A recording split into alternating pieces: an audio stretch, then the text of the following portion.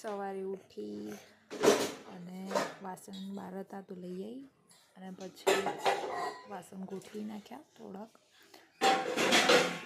ઢોળી દીધું અને ચા બનાવવાની તૈયારી કરતી હતી. પહેલાં આ વાસણ લઈ લો એમ. પછી વાસણ બહાર મૂકી આવી અને બહાર થોડું કામ હતું એ પતાવતી આવી, બધું જોતી આવી. બહાર મોર ને પોપટ ને ચકલાને વાયેલા હતા તો જોતી આવી. અને પછી એવું કીધું પહેલાં બહારનું વાતાવરણ તમને બતાવી દઉં કેવું છે, મસ્ત સારું સવારનું.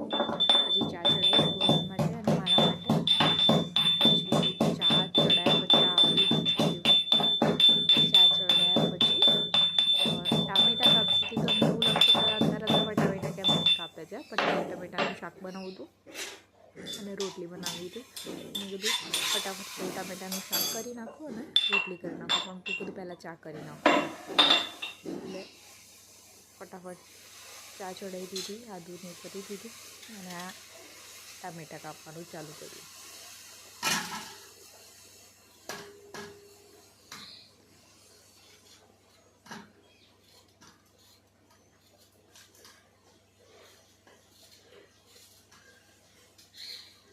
તમે બધા પૂછો છો કે શું વાગ્યું એમ, પણ વાગ્યું દરવાજો વાગી ગયો. અચાનક જ આવતી હતી અને જોયું જ નહીં અને વાગી ગયો દરવાજો. દેવર્ષનો ઊંઘ્યો હતો અંદર.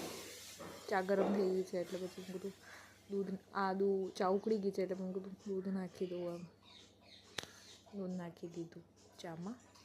ચા થઈ ગઈ છે મસ્ત રેડી. બધાને પીવી હોય તો આવી જાઓ, ચલો મજા આવશે ચા પીવાની. મારી હાથની ચા સારી હોય છે બાય ધ વે.